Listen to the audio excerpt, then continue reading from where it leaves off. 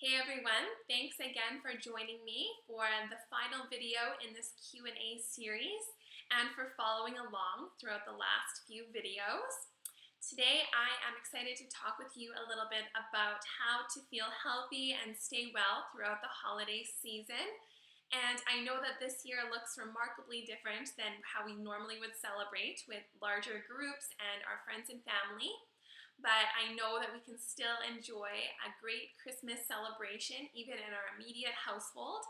And the tips that I'm going to be sharing with you today can be used not only in our current situation, but in the years to come as well.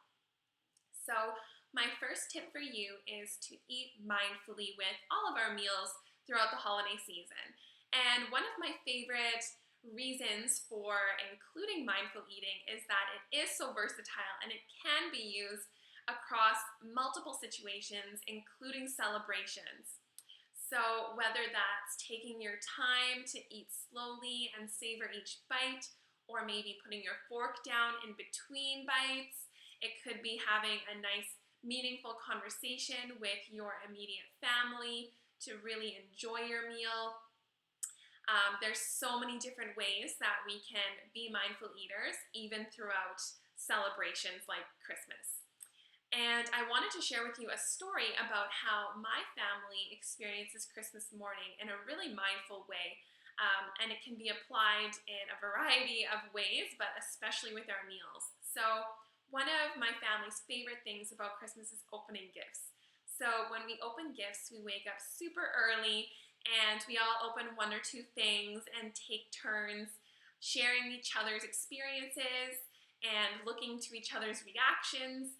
And then we take a pause and we all hop into the kitchen and make breakfast together, take our time, really enjoy it, enjoy the different flavors and different foods that we've cooked or baked. And then we go back to sharing in the gift opening experience after we've had breakfast and continue on with a few more gifts. And this really just draws out the experience and makes it really enjoyable and memorable for us. So we can use this approach just with our meals too, just to draw out our meals and make them more mindful and more exciting and more special. So I would invite you to use that kind of approach with maybe some of your activities like us with opening gifts and of course with your meals as well, just to make the experience even more special this year. And my second tip is to avoid the all or nothing mentality or thinking. So often when we think about Christmas Day, we plan for every type of favorite Christmas goodie to be enjoyed all in one day, and then we can never have it again. And I want to encourage you to avoid that type of all or nothing thinking, whereas when we are more mindful eaters, we can approach our celebration in a way that allows us to enjoy some of our holiday favorites, maybe throughout the whole week of Christmas, if that's what we want to do. So with Christmas Day, maybe we have a turkey dinner planned and we have some of our favorite sides and things that we want to enjoy. And we don't necessarily need to make a rule that says you only get that for Christmas Day. So likely you'll have leftovers and you can enjoy those meals or components of those meals throughout the next few days to come if you have leftovers. So you don't necessarily need to tell yourself that today is the only day that you're allowed to eat these types of things and you can never have them again, or you have to wait until next year to have them. And in doing this, we actually can take our time and decide whether or not we're feeling satisfied, if we need a little bit more, or maybe we need a little bit less.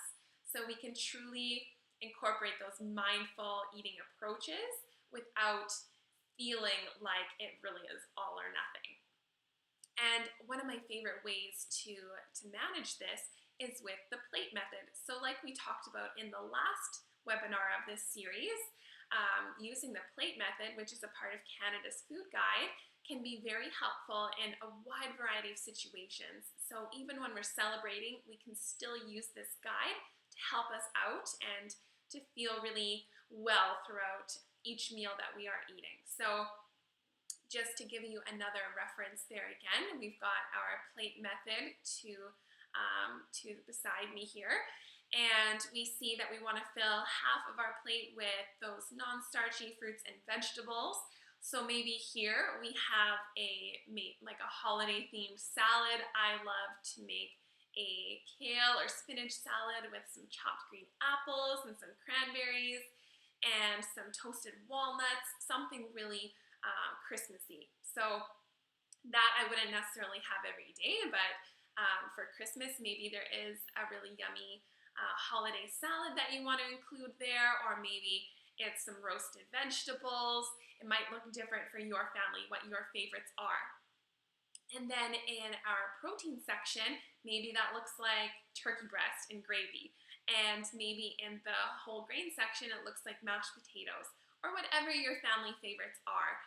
We can celebrate with a wide variety of foods, and that doesn't always look the same for every family. So we can still follow this template and enjoy our favorite foods no matter what they happen to be for Christmas. And I also wanted to mention too that we can absolutely enjoy some of our favorite holiday drinks. Maybe you have some hot chocolate or eggnog or flavored coffee that you really enjoy at Christmas time. And we see here that we want to make water your drink of choice, so we can still continue to have our regular water throughout the day to feel hydrated and feel really healthy. And then we can also still enjoy some of our favorite holiday drinks too. We just want to balance them out and avoid that all or nothing mentality so that we're still feeling hydrated and we can still enjoy our favorites. My fourth tip is to keep to your routine and avoid skipping meals. So this is similar to that all or nothing mentality. We want to avoid thinking that we have to save up for a meal later on. So I would advise against skipping your lunch or skipping breakfast in anticipation of a really big meal later on in the day, or vice versa. Maybe you have a huge breakfast and therefore you think you need to skip the rest of the day.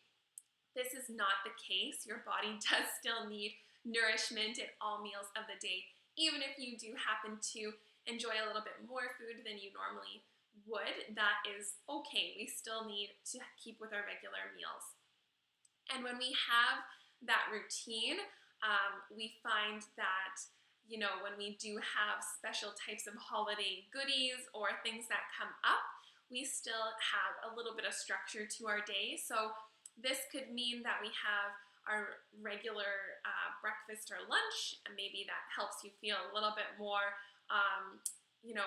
like you're sticking to your routine. Or this could look differently than your meals altogether. It could mean that you take your regular walk or stick with your usual home workout program. Whatever, it gives you a little bit more structure in your days throughout the holidays, just to make things a little bit easier for you to navigate those things when they do come up. You might have some extra treats or activities going on, and it can be really helpful to at least have some kind of routine or structure. My tip number 5 is to incorporate non-food fun as well. So it can be hard, especially this year, to focus on other things and activities to entertain us aside from just celebrating solely with food. But it's a great idea to incorporate some other activities that we can share and complete together with our immediate family. So maybe that's bundling up for a winter walk, or maybe going sledding and tobogganing, or even inside we can do some puzzling or some games. Maybe you're feeling like you just want to relax and watch some movies. You can have a movie night. All of those things are great to share in and enjoy, in addition to, of course, celebrating with food. But then it also gives us some other things to look forward to aside from only food. And again, with our food too, we want to think of how we can make those experiences even more special, and we can do them in a more mindful way. So maybe this is even making our baking or our cooking process into a fun activity. So we could be doing a holiday bake-off, or you could do a family cookie night with everyone helping press out the cookies, and then you have a decorating competition. or something like that. So looking forward to those other non-food activities can be a great way to incorporate some other fun aside from just focusing on our holiday treats and that kind of thing throughout the season. And my last tip that I wanted to share with you is, of course, to give yourself grace. And this is a great tip regardless of the year, but especially this year, it's been remarkably hard for a lot of people. And coming up to the end of 2020 and celebrating this Christmas season, things are likely not going to go perfectly.